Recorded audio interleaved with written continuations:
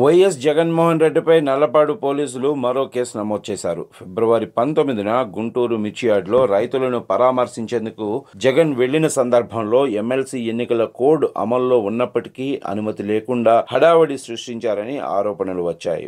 Marketing శాఖ ఆధ్వర్యంలోని యాడ్లో రాజకీయ ప్రసంగాలు చేసినట్లు పోలీసులు గుర్తించారు. ఈ సంఘటనపై గతంలోనే కేసు నమోదైనప్పటికీ తాజాగా జగన్తో పాటు పలువురు వైసీపీ నాయకుల పేర్లు కేసుల్లో చేర్చారు. ఈ క్రమంలో వైసీపీ నాయకులైన మాజీ మేయర్ కావటి మనోహర్ నాయుడు, అప్పిరెడ్డి, మోదుగుల వేణుగోపాల్ రెడ్డి, అంబటి రాంబాబులకు నల్లపాడు పోలీసులు 41A నోటీసులు జారీ చేశారు. విచారణకు హాజరు కావాలని పోలీసులు ఈ నాయకులను ఆదేశించారు. ఈ సంఘటన రాష్ట్ర రాజకీయాల్లో కొత్త వివాదానికి తెరలేపింది. టీడీపీ నాయకుడు నారా లోకేష్ ఈ కేసు వెనుక రాజకీయ కుట్ర ఉందని వైసీపీ ఆరోపిస్తుంది. జగన్మోహన్ రెడ్డిపై ఈ కేసు నమోదు చేయడం రాష్ట్రంలో రాజకీయ ఉద్రిక్తతలను మరింత తీవ్రతరం చేసింది. వైసీపీ నాయకులు ఈ చర్యలను రాజకీయ ప్రతీకారంగా భావిస్తున్నారు.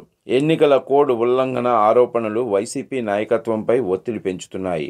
ఈ కేసు విచారణ రాబోయే రోజుల్లో ఎలాంటి మలుపులు తీసుకుంటుందనేది ఆసక్తికరంగా మారింది.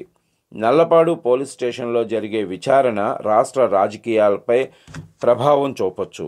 ఈ కేసు వైసీపీ, టీడీపీ మధ్య రాజకీయ ఘర్షణను మరింత ఉధృతం చేసే అవకాశం ఉంది. జగన్తో పాటు పలువురు నాయకులకు నోటీసులు జారీ కావటం రాష్ట్రంలో చర్చనీయాంశంగా మారింది. వైసీపీ నాయకులు ఈ కేసును రాజకీయంగా ప్రేరేపితమైన చర్యగా అభివర్ణిస్తున్నారు. ఈ వివాదం రాష్ట్ర రాజకీయ వాతావరణంలో కొత్త అలజడిని సృష్టించే అవకాశం ఉందని విశ్లేషకులు భావిస్తున్నారు.